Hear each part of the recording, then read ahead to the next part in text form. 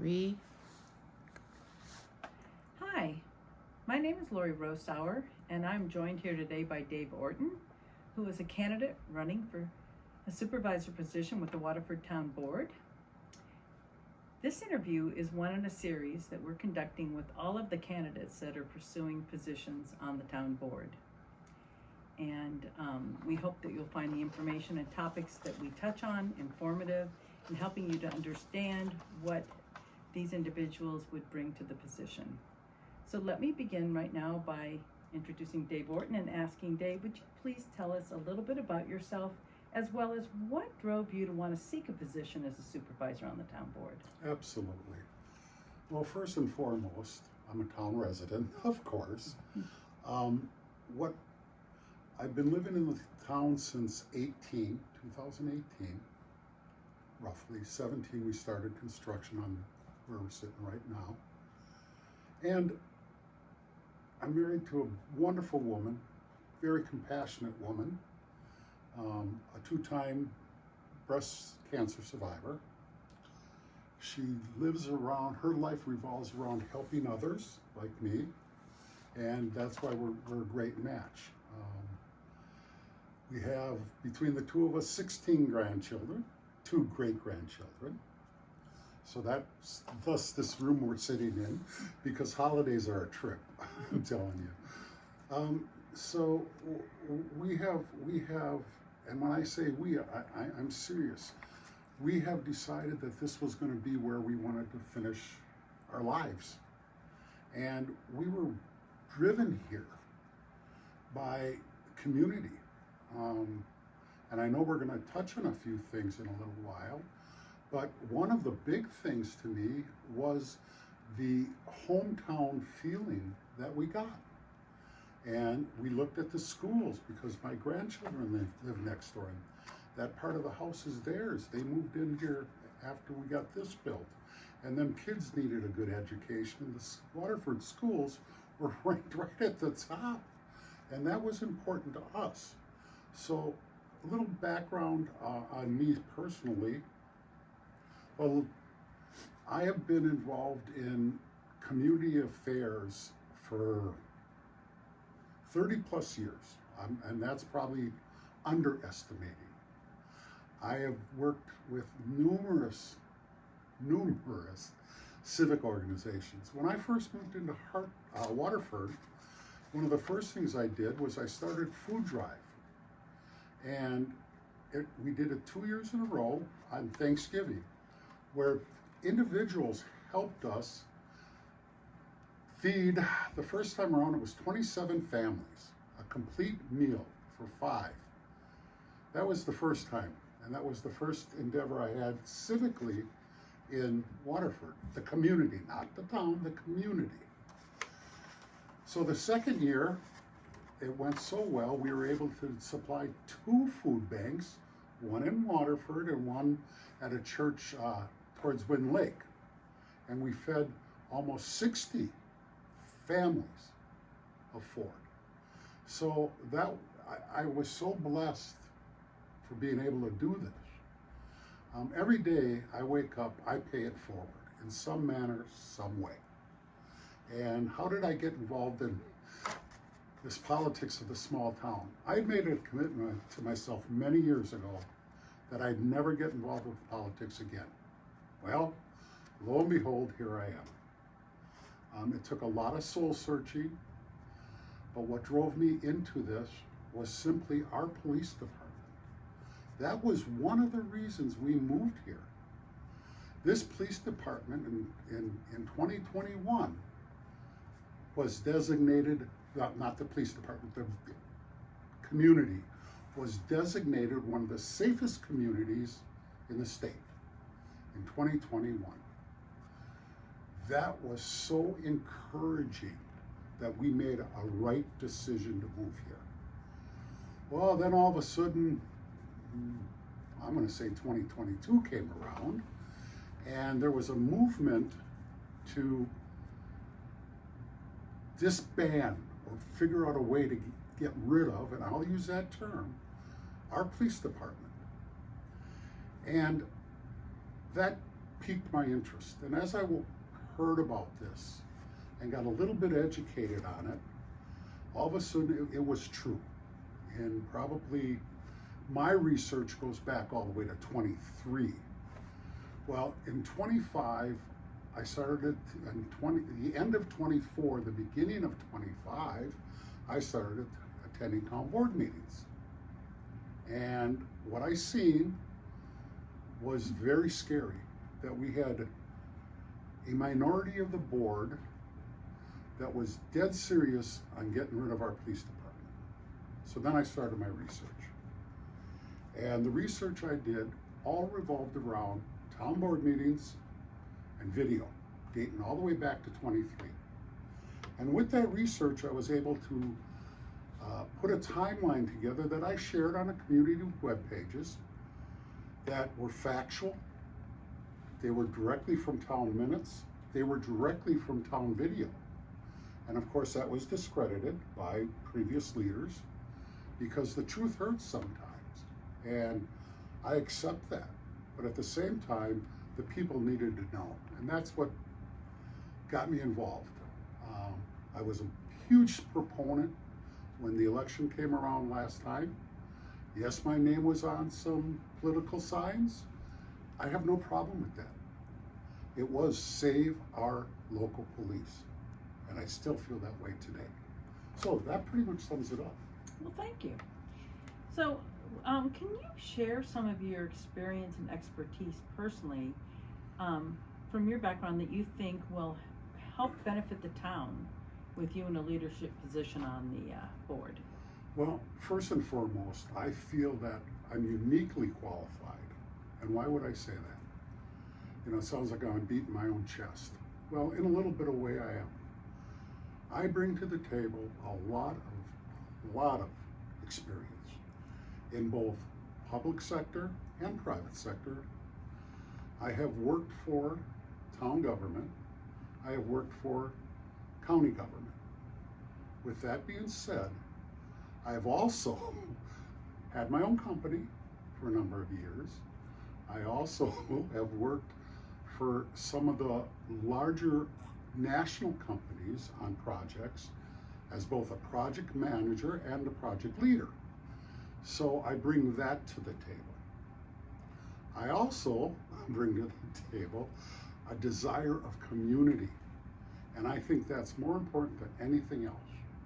Now, people might get a little upset with me because I'm very straightforward. I don't hide things, but anything I say is factual based. And we have some individuals in town here that don't like that approach. Well, that's Dave Ortin. You can vote for me or you won't. But the fact of the matter is, I am a community-driven professional that has retired. So. I'm retired too. It's a wonderful thing to be. So, moving on, can you do you see any specific issues facing our town right now? And if you do, what are some of the solutions that you would propose to address them? Well, first and foremost, I think I already addressed the police issue. Second issue is, I want to say that these are in no particular order. We have an issue of accountability within our town right now. It's been there. I'd like to see that changed. We've got to hold board members, we have to hold staff accountable for the actions and things they do. Now, I don't want to go into names, but when I got involved in this whole police matter, I went to a hearing that was conducted by an administrative law judge. And I find out that a person in the town actually gave somebody a present at Christmas time, and it was video. And she wrapped it up with a bow. So I'll leave that one right there. That's accountability, all right? For her to do something like this, she should have been held accountable for it. Just like a few other things that have taken place. Now, I look at Buna Park. How in the world, as a project manager, I'm looking at it, and as a former executive, how can we possibly go almost 30% over budget on a project? Unheard of. If I was in a project management role and I went over 5%, my job's on the line. I'm sorry. That's the way it is. You know, people don't want to hear that, but that's the way it is. So who do we hold accountable now for a $600,000 deficit that we have to come up with? Who do we hold accountable? Well, first and foremost, we've got to hold everyone that was involved in this project accountable. That includes the general contractor, Payne and Dolan. That includes the architecture, Kupar, Kupar. And lastly, we gotta hold our town accountable. To what degree? That can be determined and that can be argued about. But the bottom line is there's gotta be accountability. The town of Waterford should not be liable for an overage on a project and the board not been aware of it. You know, and I gotta go right to the treasurer. And the treasurer, as the fiduciary for the town, should have absolutely notified the town when the bills were getting close to extending beyond the budget. So how do you solve that? Well, I think it's important to understand budgeting process. I think we lack drastically on our budget process. You know, working for a government, county government, as an IT leader, I used to have to address the county board all the time. When I had money that I needed, I'd have to put in a budget amendment. The budget amendment would go to the finance committee. From the finance committee, it'd go to the county board. You know, and quite honestly, I had to rob Peter to pay Paul. I had to tell them how I was going to move money around so I could meet my needs in that particular area. But how do we do that? We do that by policies and procedures. There's absolutely no way that the town board should ever be blindsided by a $600,000 overage on a project. And my commitment, and I made this commitment the other day at the town board meeting, is the operations committee and the ordinance committee are going to meet as a whole and try to come up with solutions that are doable and usable. If it's policy, if it's ordinance, whatever it's going to be. And I think that's important. And that's not just around the Buena Park mess. It's an everyday thing that we really need to address. And I'm dedicated to addressing that. So that's one issue. The other one is our I'm going to say, lack of oversight, lack of procedure when it comes to our town property taxes. You know, property taxes are a difficult thing to manage, but at the same time, you have to have the wherewithal to keep up with the times.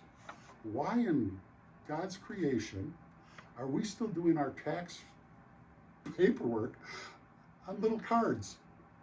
I mean, this is a new era, and that era has been going on forever. Back in 1992, I was working with some tax issues with a town, and we already were on Peachtree, and everything was digitized, so we could address the issues straight up.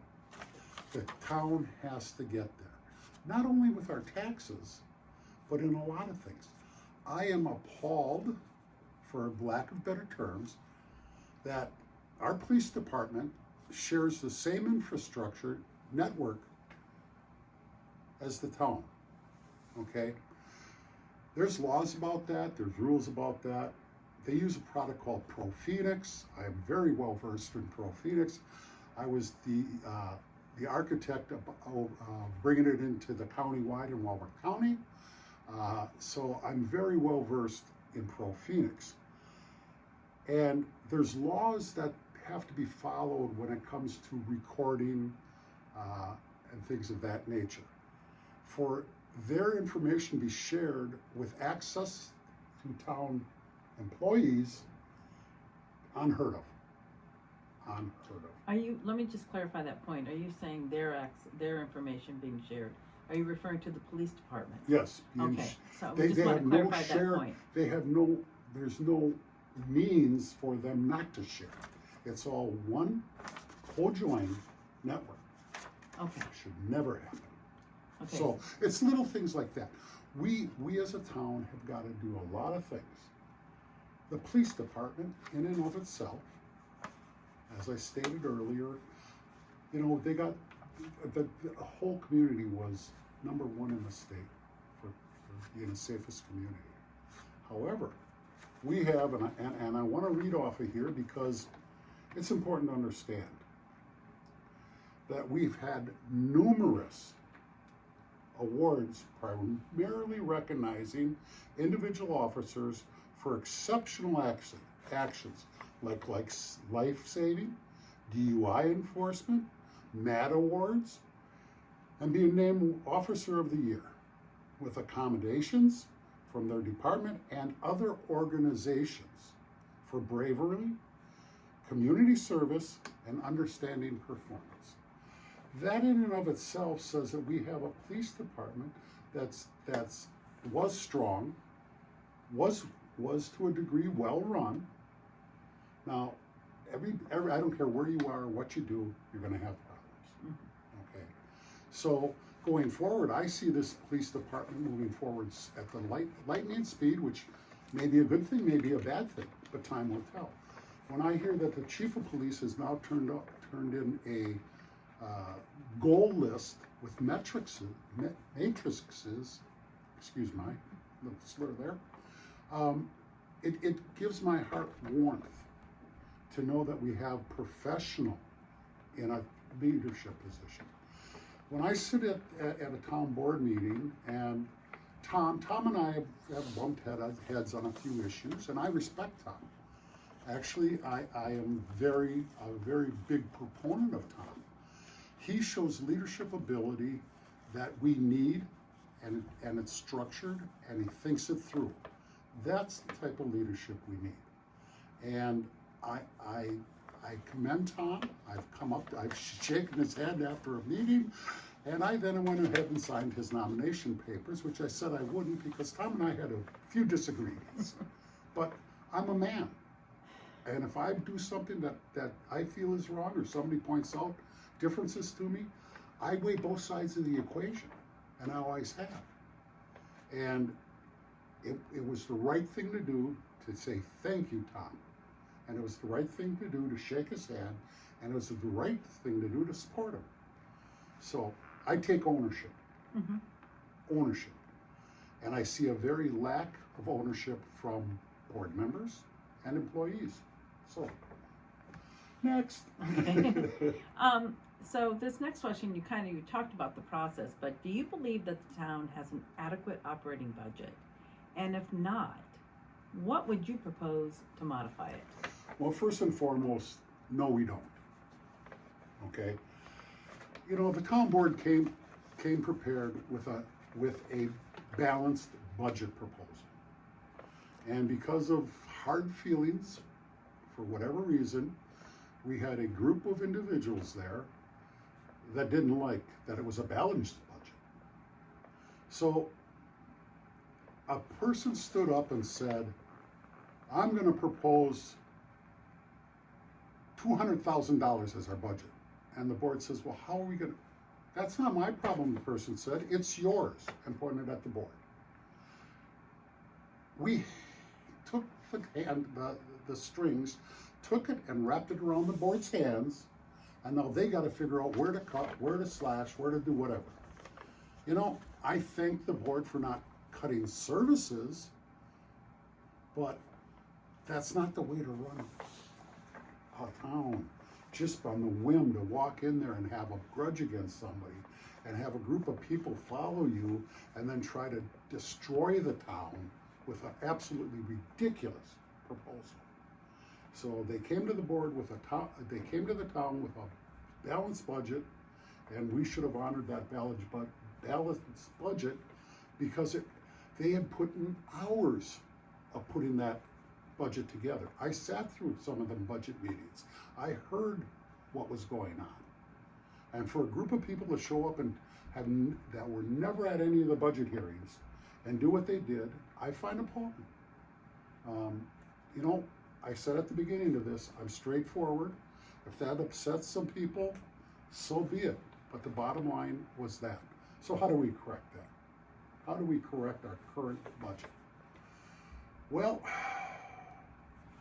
I'm gonna cite some things,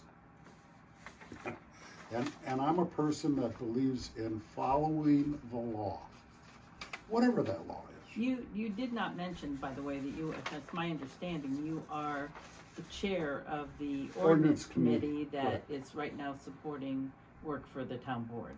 Correct. So I guess the ordinance is you are following things to the letter. Well, I wish,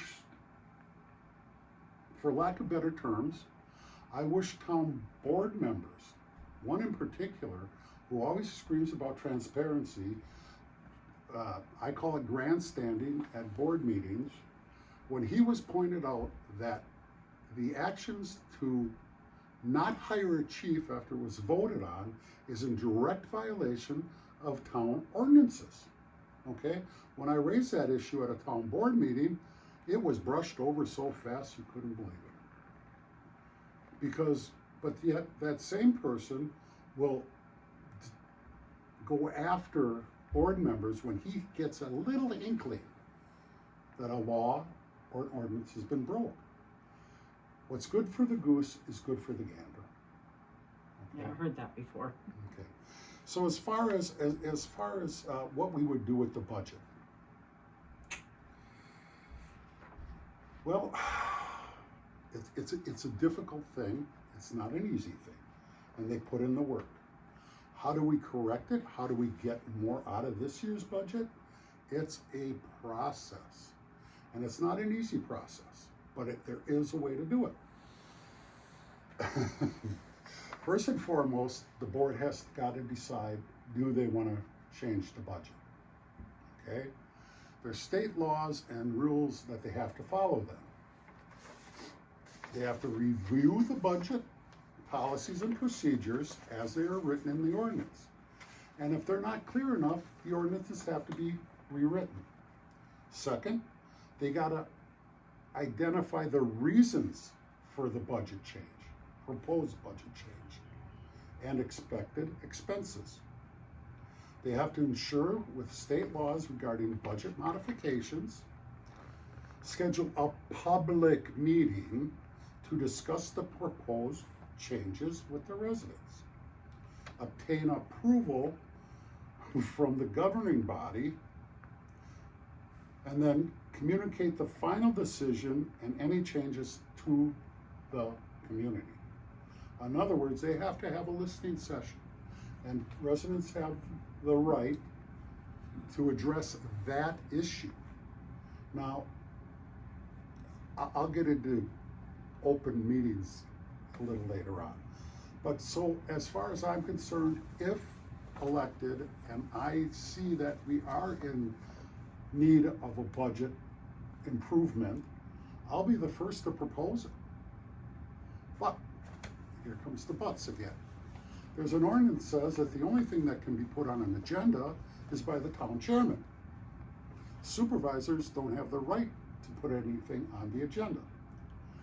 That needs to be changed, be it that if 2 supervisors or 3 supervisors suggest something on the agenda, it should be put on the agenda, period. But this goes back a lot of years that the board chairman has sole right to do anything, or her. So, does that answer your question a little bit? Oh, sure. I mean, this is all about your thoughts, your opinions, Yep. and suggestions. So in 2023, the town and village appointed a committee to work together to develop a cooperative boundary plan.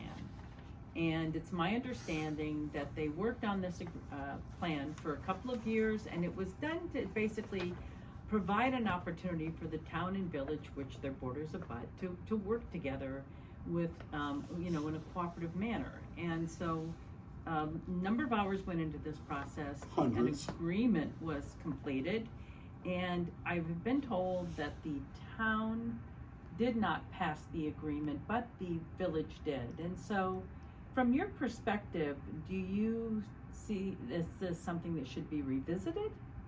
And what is your opinion of it? I strongly believe that if the village is willing to negotiate a boundary agreement, this town is foolish not to accept it. If it's negotiated and both parties come to an understanding. I'm going to try to phrase this carefully, considerably, and consider the decisions about a boundary agreement. First and foremost, we've got to understand the relationship between a town and a village, okay? In essence, the role of a town is that involves both place making and place holding. What does that mean? Well, the town should make a community that's vibrant and moving forward and be a shadow of the village. Why do I say that? Because the village, at any time, we are a holding facility for the village, meaning annexation. So if we can get an agreement in place, which many, many small towns and villages have done, it benefits us. Now, my understanding was that this was a negotiated agreement with some very good points for the town and some good points for the village. We have to understand the village didn't have to come to us. They didn't have to agree to anything. They are the village, just like a city can overrun a village. The hierarchy of this is important. And to have an agreement made between us and the village that benefits us both is a godsend. I would be all for getting back together if the village decides they want to. They're the driving factor behind this. They didn't have to meet with us. So keep that in mind. I am strongly in favor of it because there's a lot of town properties, a lot of town land that is subject to a 1.5 mile radius of village control because we didn't pass the agreement, they immediately went in and passed a resolution at the town basically saying that they got the 1.5 miles and now the requirements are 20 acres to build anything. That affects a lot of families. When I say families that are critical to our town infrastructure, the farmers.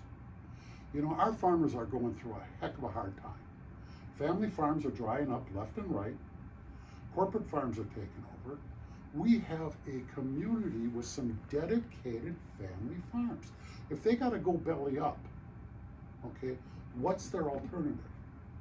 They have to do something with their land. They can't just leave their land go vacant and barren, and then it becomes town property for tax assessment reasons. So that's my answer. Okay, no, that's perfect. Thank you.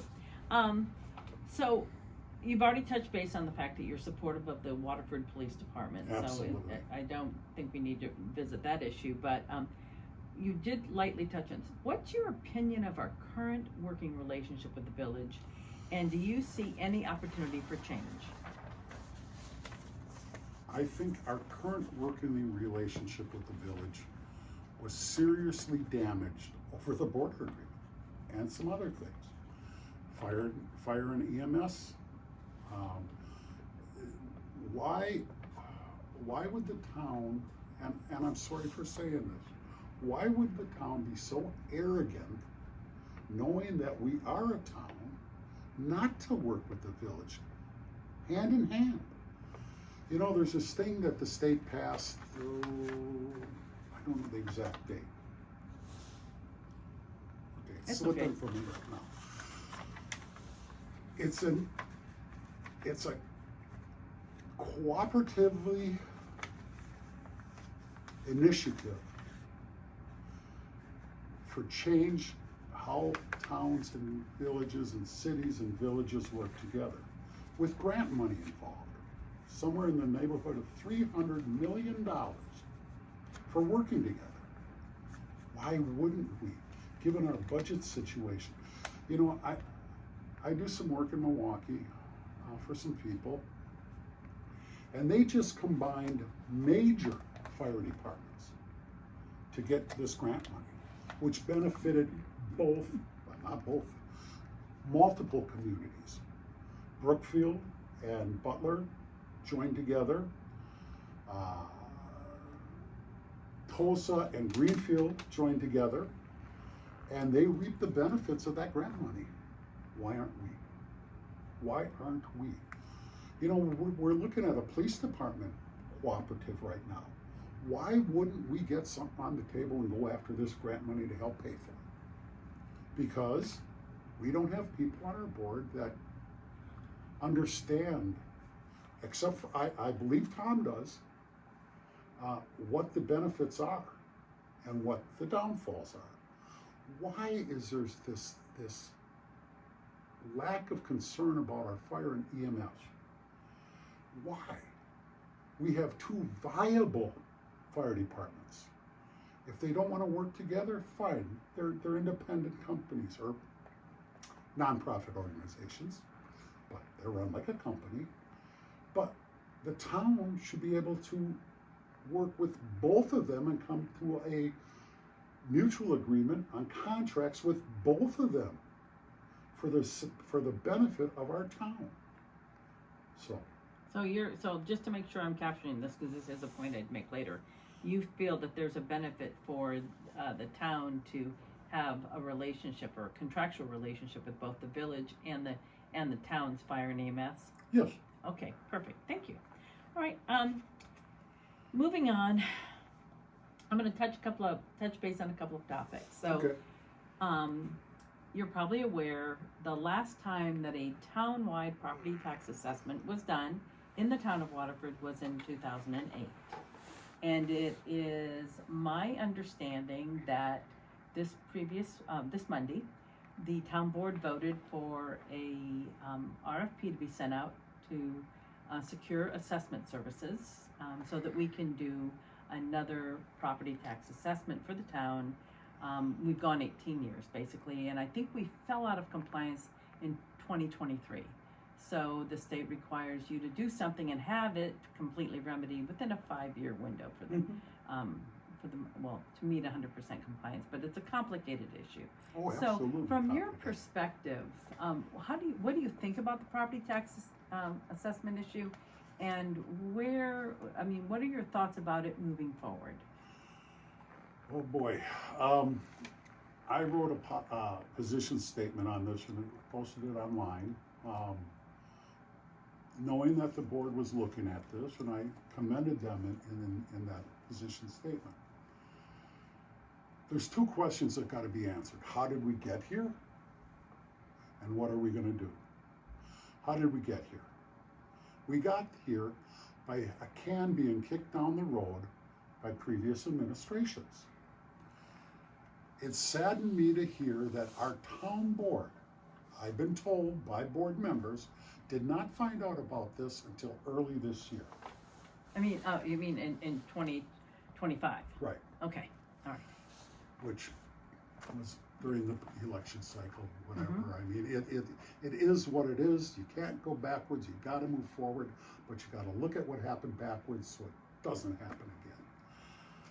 To not be assessed since 2008 is terrible. It defies logic. It defies accountability for them things. You know, I heard a story that our tax rolls were kept in a town assessor's personal home and she had a fire. We may have lost records.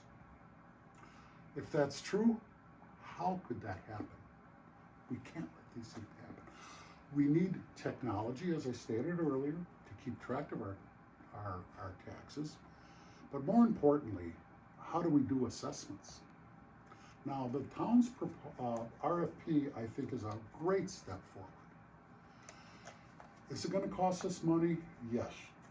But if we don't have somebody do it, the state comes in and does it themselves and bills the town.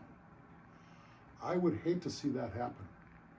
Knowing what I know about how the bureaucracy runs in Madison, it could cost us a heck of a lot more money in the long run. And in fact, Dave, you are correct. I did speak with the Department of Revenue, and I'm doing some research on this issue.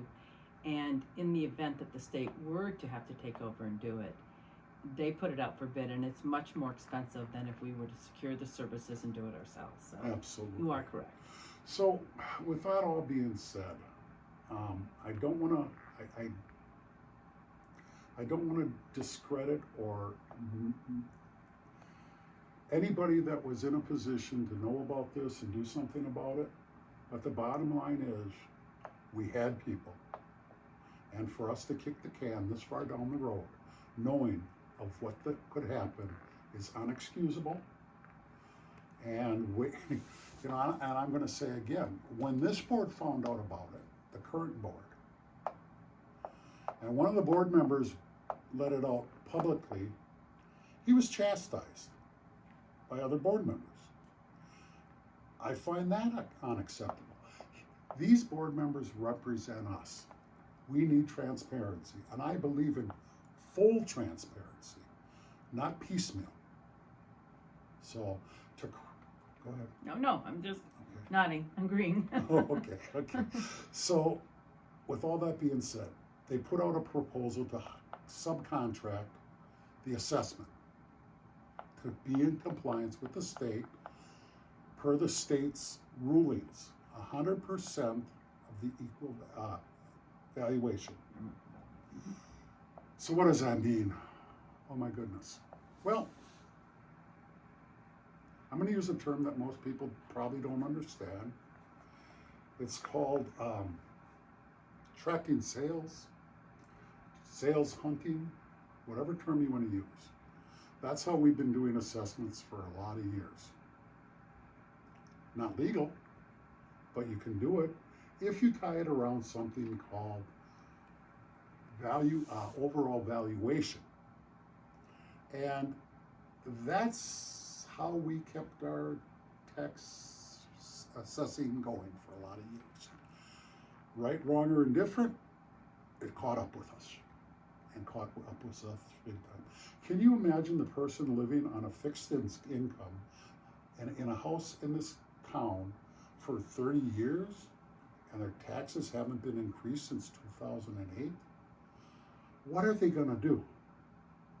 Rather than get hit incrementally over the course of 20 years, 18 years, they might see a horrible raise. How do we combat that? How do we help that individual? Do we want to move it out of town over taxes for the lack of accountability going in the past? No, I sure don't. But I talk to some of my neighbors who are elderly, who are retired, and they are deathly afraid of what's coming. Part of that is understanding what's coming. I guess a good analogy would be if I drew a circle and I put a line down the middle, okay? The person on this side bought a house in 2021, 22, 23, and they're assessed at what's considered market value. And then there's a person on this side that's not at market value, okay? The bottom line is somehow we've got to equalize that town-wide. So this one might go up, This one might stay the same, this one might go down. It is formulas that the town has to use. We don't have the professional knowledge to do it. We're antiquated. So to go out for RFP and subcontract this is totally necessary. I really like the RFP that it's going to be a 3-year deal, if approved, that will take care of our assessing issues for the next 3 years. And this should never happen again to any resident. We need education.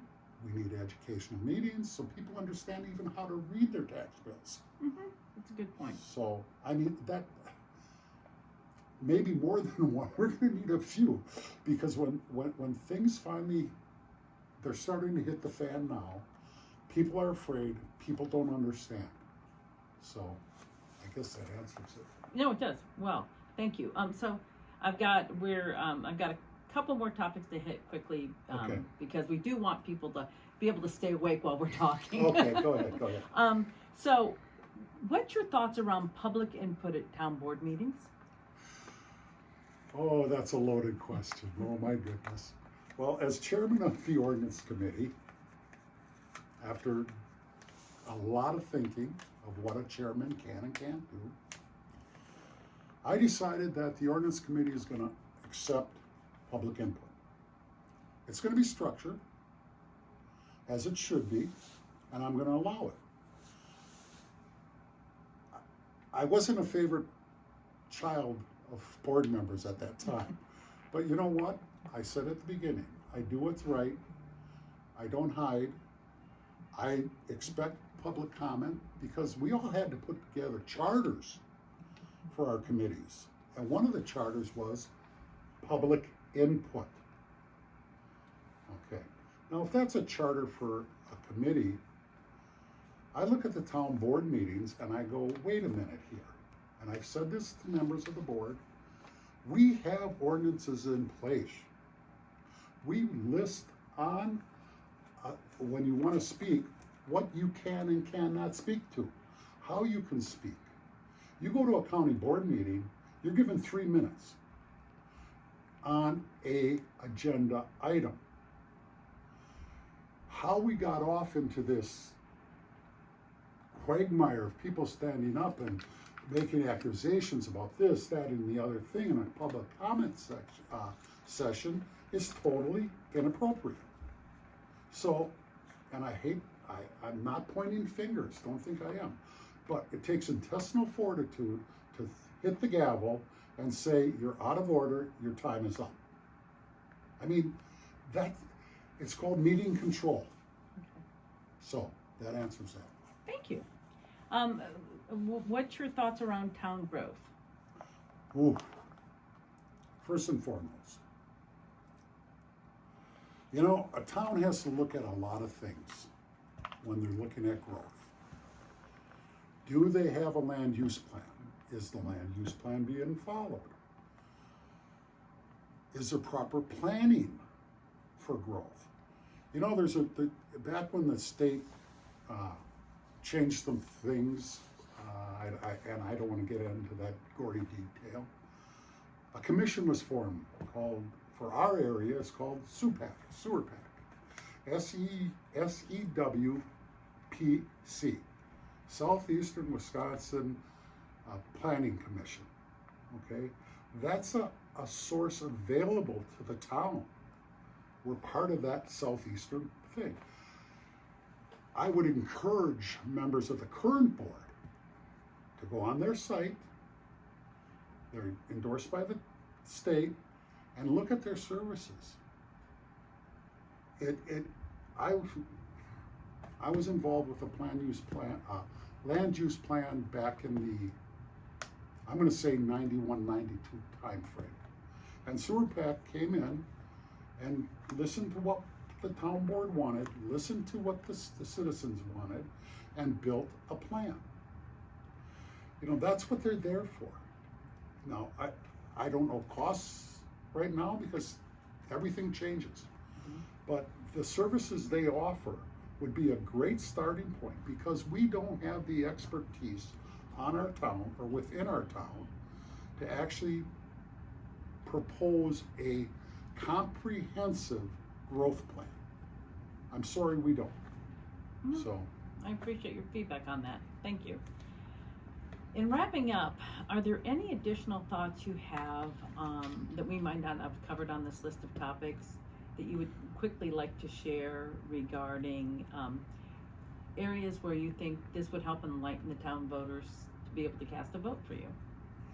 Well, first and foremost, I think a lot of residents in town have a misconception of Dave Ortin. I have done charitable work. Well, I'm gonna regress a little bit. In 1988, my back was broken, and for the grace of God, I walked again. It took 4 years, but I walked again.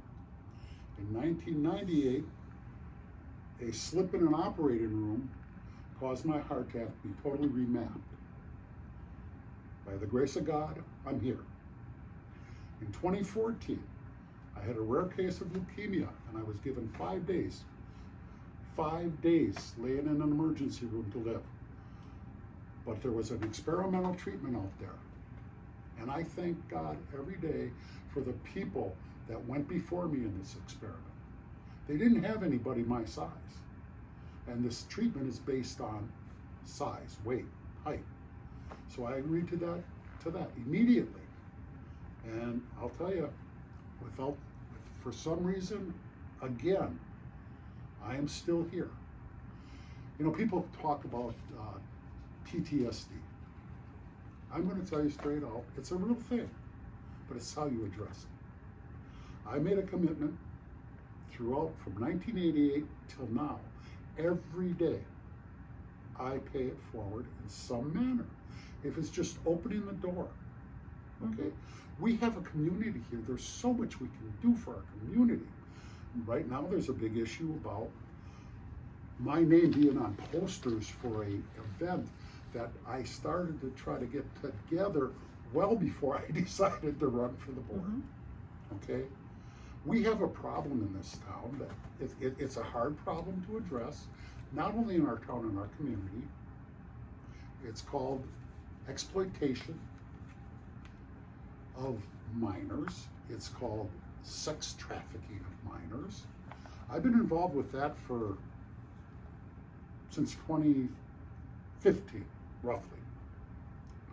And I've made very good contacts in that, and I reached out to them, and they were willing to come to a little area of Hartford and give a presentation like they do, one of them in particular, at a national level.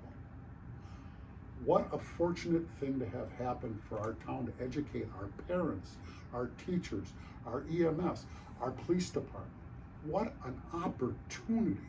These are the type of things that I bring to the table when it comes to community. Working together, education.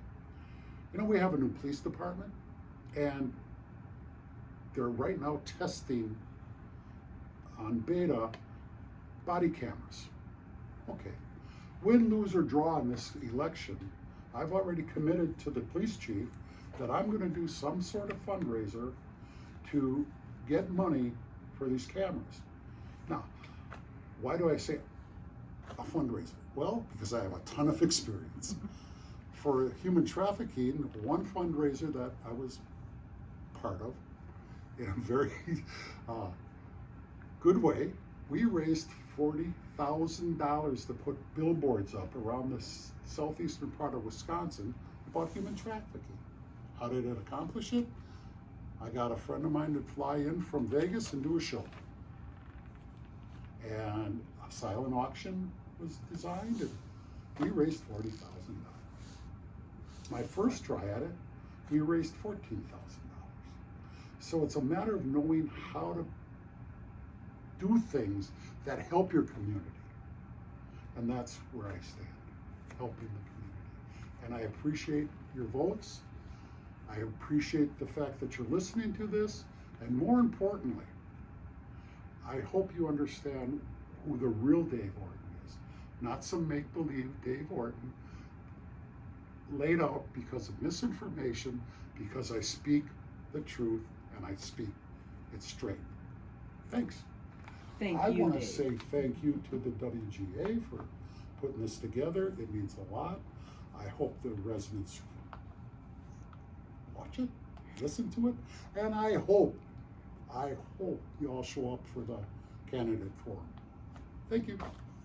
And thank you, Dave. We very much enjoyed our conversation today with Dave Ortin, and we hope that you will be at the forum on January 28th, and you'll get a chance to meet all the candidates, but these individual interviews are going to give you an opportunity for more detail. So thank you and have a good day.